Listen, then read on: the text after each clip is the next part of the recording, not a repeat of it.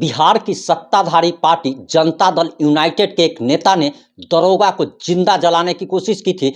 वहीं पे एक दरोगा को, यानी कि आप कह सकते हैं कि थाने के पास ही दरोगा को अपराधी बुरी तरह दौड़ा दौड़ा करके पीटते हैं और अपराधियों का मनोबल कितना हाई है, इससे आप समझ सकते हैं कि थानेदार को आखिर थाना के पास ही कैसे पीटा जाता है। वहीं बिहार की राजधानी पटना से भी एक बड़ी खबर सामने आ रही है और बताया जा रहा कि डायल 112 की गाड़ी से पुलिस का टैब चोरी हो गया है। आखिर पूरा मामला क्या है, पूरा मामला इस रिपोर्ट में हम आपको बताने जा रहे हैं।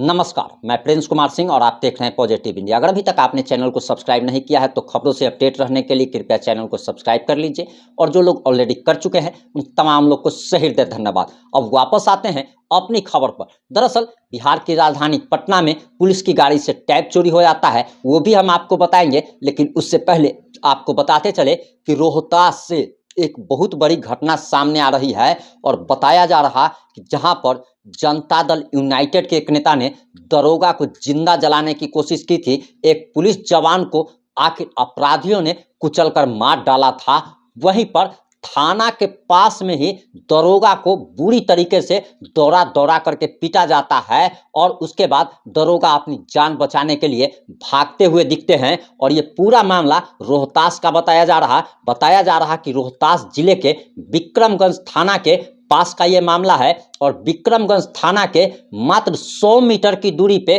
और 100 मीटर आप समझ सकते हैं कि कितनी दूरी रहती है। मात्र 100 मीटर की दूरी पर देर रात थाने के दरोगा को बदमाशों ने जमकर पीटा और हालत तो ये हो गई कि अपराधियों के डर के मारे दरोगा जो है वो दौड़ते हुए, भागते हुए, अपनी जान बचाते हुए नजर आए और अपराधी बड़े आराम से निकल गए। बताया जा रहा घटना के बारे में जो जानकारी निकल के सामने आ रही है और जो दरोगा ने अपने साथ घटित हुई घटना के बारे में बताया है, वो आप जरा सुन लीजिए और उसे सुनकर आप बहुत ज़्यादा हैरान रह जाएंगे। दरअसल दरोगा ने बताया कि विक्रमगंज थाने में पोस्टेड दरोगा राकेश कुमार विक्रमगंज बाजार में बिस्कोमान ऑफिस के सामने की गली में एक मकान में किराए पर रहते हैं और थाने में उनकी नाइट ड्यूटी थी। वो अपने घर से रात करीब 10:30 बजे के आसपास थाने में ड्यूटी के लिए जा रहे थे। थाने के पास वो पहुंच गए थे। थाने से मात्र 100 मीटर की दूरी पे अपराधी उन्हें घेर लेते हैं।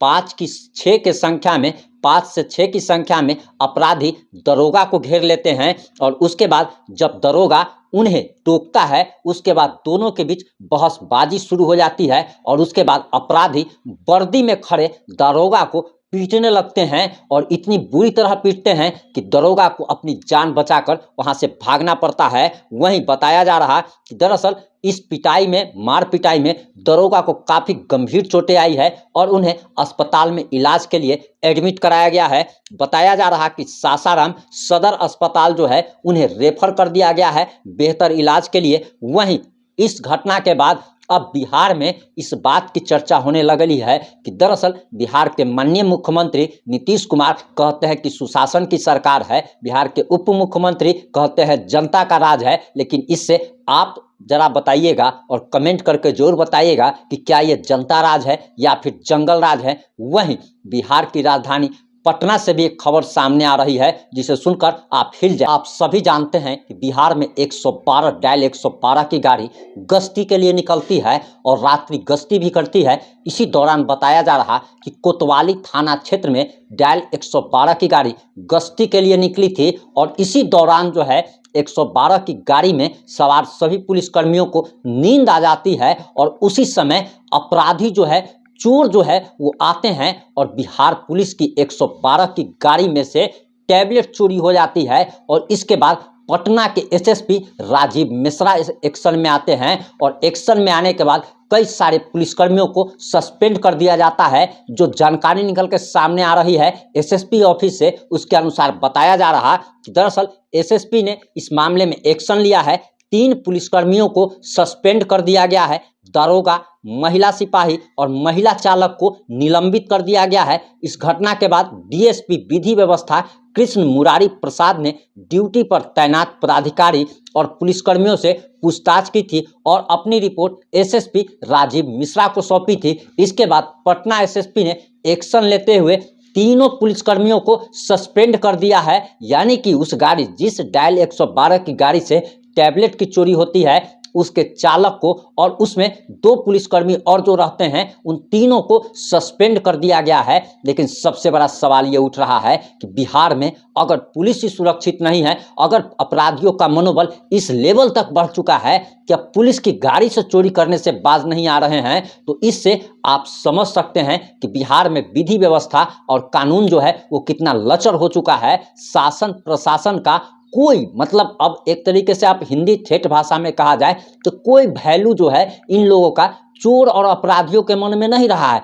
चोर अपराधी अब इनको किस तरीके का समझने लगे हैं, किस तरीके से हैंडल करने लगे हैं। पहले के समय में कहा जाता था कि दरअसल चोर जो है वो पुलिस को देखते ही भागने लगता था, लेकिन अब उल्टा हो रहा है। आपको बताते चले कि बिहार में जब डीजीपी के रूप में आरएस भट्टी आए थे, तब उन्होंने पुलिसकर्मियों से कहा था कि अपराधियों को दौड़ा, लेकिन आखिर हालत तो ये हो गई है कि अपराधी अब पुलिस वालों को दौड़ा रहे हैं। जिस अपराधी को पुलिस को देखकर भाग जाना चाहिए, वो अपराधी अब शान से पुलिस की गाड़ी तक पहुंचता है और पुलिस की गाड़ी से टैबलेट चोरी कर लेता है।